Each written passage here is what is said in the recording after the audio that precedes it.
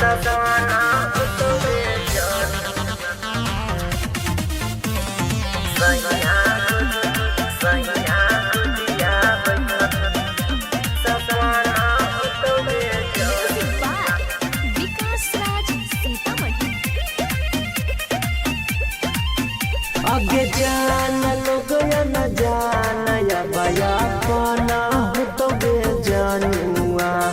नहीं हर के परिवार वाया दुश्मना हो तो बेजानुआ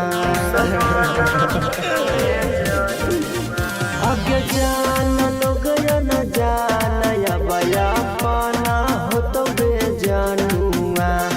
नहीं हर के परिवार वाया दुश्मना हो तो बेजानुआ आगे सैया गोदिया बैठमी यारा सपना हो तो बेजानुआ आगे सैया गोदिया बैठमी यारा सपना हो तो बेजानुआ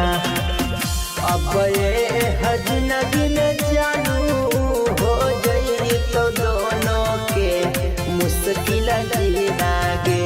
कि अब हमारा ले तो तड़पनी हम तोरा बिना गे। मिक्स बार विकास बिहार।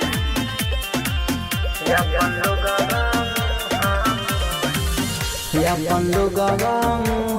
मोड़ी बैठल हो मारा बाजे दोसर लोग वाले जाऊ तोरा छीना गे जानू कैसन आज देखे के पड़दीना गे आगे होते भोर हरिया तो सैया तोरा लेकरा बाना होतौ गे जानुआ सजना के गोदिया बैठनी यारा सपना होतौ गे जानुआ सैया गोदिया बैठनी यारा सपना होतौ गे जानुआ हमारा तोरा बिना तोरा गे हमारा बिना तोरा तुयक नहीं नागे करे जाके कानी कानी गुजारा कर रतिया लागे। चेहरा म्यूजिक रिकॉर्डिंग स्टूडियो शेखपुरा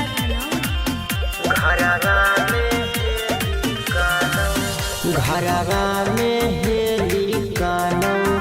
भैया हो जाइया बा लोरावा तोर रवौ तोर फुफुइया गे जानू देख के यारवा लोटो भुइया गे आगे करन मगहिया कैसे रहतौ पता ना होतौ गे जानुआ विकास गोदिया बैठनी यारा सपना होतौ गे जानुआ सैया गोदिया